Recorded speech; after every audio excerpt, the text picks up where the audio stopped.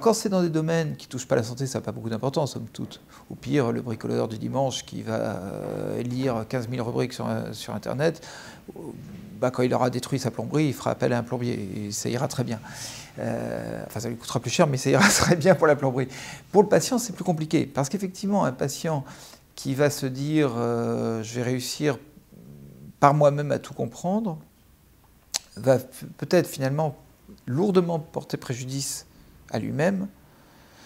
Et évidemment, quand le médecin traitant ou quand le chirurgien prendra son cas enfin en main, ce sera éventuellement trop tard.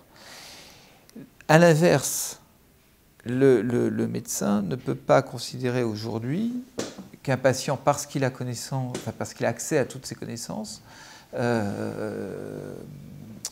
plus besoin du colloque singulier. Je dirais, il en a d'autant plus besoin qu'effectivement, il risque d'être mal informé par ailleurs, simplement en tapotant le nom d'une pathologie dans Internet, enfin dans le moteur de recherche de Google. Donc voilà, il faut trouver un intermédiaire entre ça, mais je pense que jamais autant qu'aujourd'hui, le colloque singulier a été d'actualité. C'est précisément parce qu'il y a cette espèce de trop-plein d'informations que le médecin doit absolument savoir comment cadrer un patient par rapport à l'information dont il a réellement besoin. Ni plus ni moins.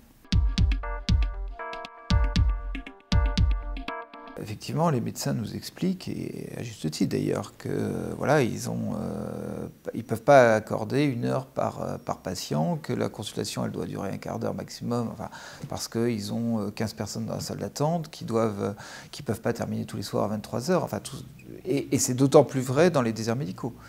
Quand effectivement certains médecins expliquent qu'ils commencent à 16 heures du matin et qu'ils terminent à... Bon. Donc voilà, il faut trouver la juste limite entre le temps qu'on doit consacrer à un patient et l'information qu'on doit lui délivrer et qu'on doit recevoir. Je ne sais pas quelle est la bonne limite. Ce que je sais, c'est qu'effectivement, il faut que ce colloque singulier ait lieu, ça c'est évident. Il faut que le médecin essaye d'aller de la manière la plus approfondie possible dans la recherche des antécédents du patient et de la cause de sa maladie. Il faut qu'il soit le mieux informé pour pouvoir prescrire à bon escient la bonne molécule, notamment par rapport à l'état antérieur du patient, et tout ça dans 10 minutes. C'est pas simple. On creuse, c'est un rapport de personne intelligente à personne intelligente. Un rapport où il y a une communication entre le médecin et son patient, où il y a un échange et où le médecin fait comprendre à son patient sa pathologie évidemment, mais le traitement qu'il va mettre en œuvre, comment ça va se passer et quels sont les risques qui peuvent survenir dans le cadre de ce traitement. Je suis absolument convaincu que 80% des contentieux médicaux pourraient être, 80 j'exagère un peu, mais qu'une immense majorité des contentieux de responsabilité médicale pourraient être évités s'il y avait une discussion entre le médecin et son patient.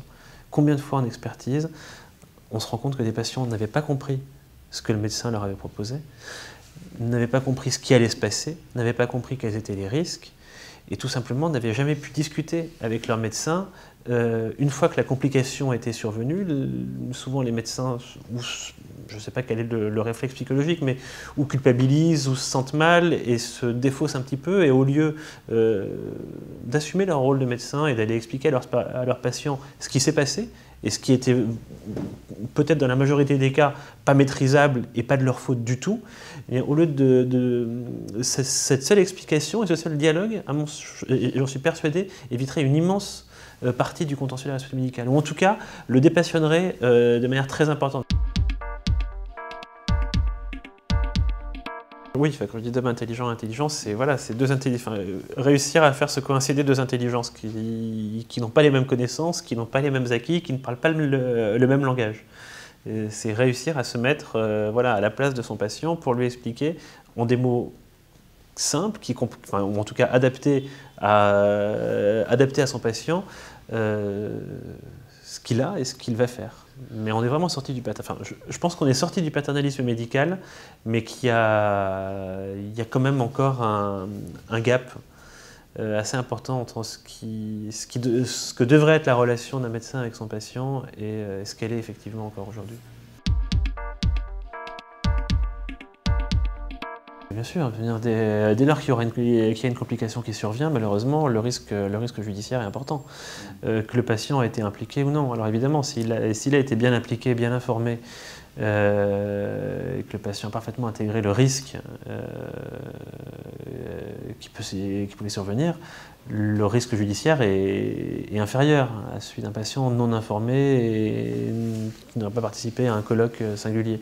Mais le risque, de toutes les manières, le risque judiciaire existe, quelle que soit la qualité de la prise en charge psychologique, entre guillemets.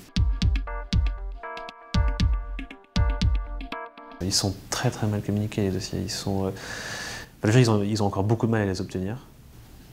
Parce que concrètement, et surtout en hôpital, les hôpitaux n'ont pas les services à leur disposition pour faire des photocopies de dossiers comme ça à tour de bras. Donc, c'est des délais qui sont monstrueux, c'est facturé à des prix prohibitifs. L'accès au dossier médical est encore quelque chose de compliqué aujourd'hui en France, hein, ça il faut le savoir clairement.